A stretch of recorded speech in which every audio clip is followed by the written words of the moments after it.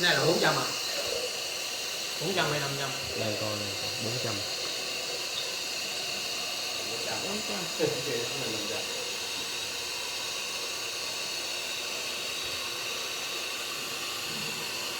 Thấy có một vài cái bột không có rẻ con.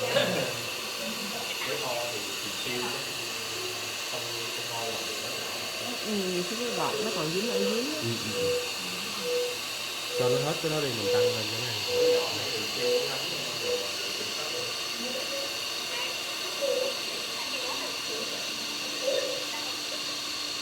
Bây giờ đang tăng lên 500 đó chị.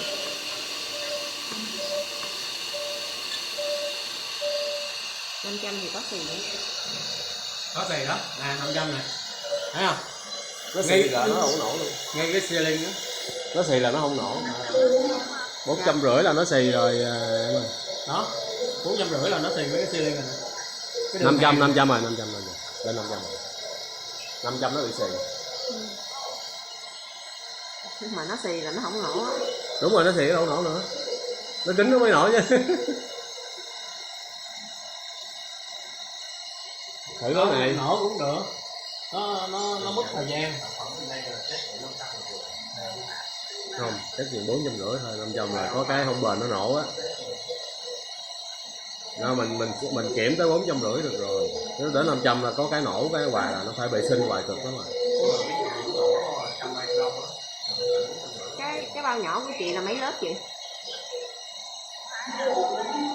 Chỉ 2 lớp. Đó, nó bị xì ở đường siêu rồi nè, 450, 500. 500 rồi. Tại nước đục nó không có thấy được cái xì. Đúng rồi. Quay ở trên đây nè, em quay trên đây nè. Nó đang xì rất là kịch liệt luôn á chị.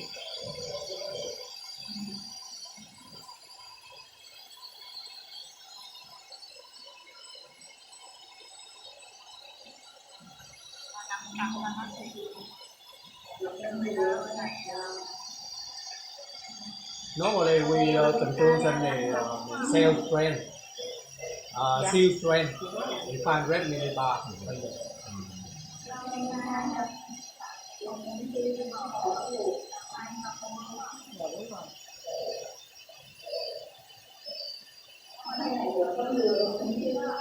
Dạ, đúng rồi. Hiện tại đang là 500 và thấy xì.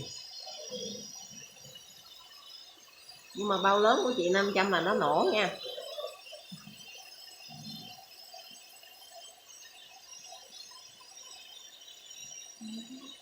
Thử luôn.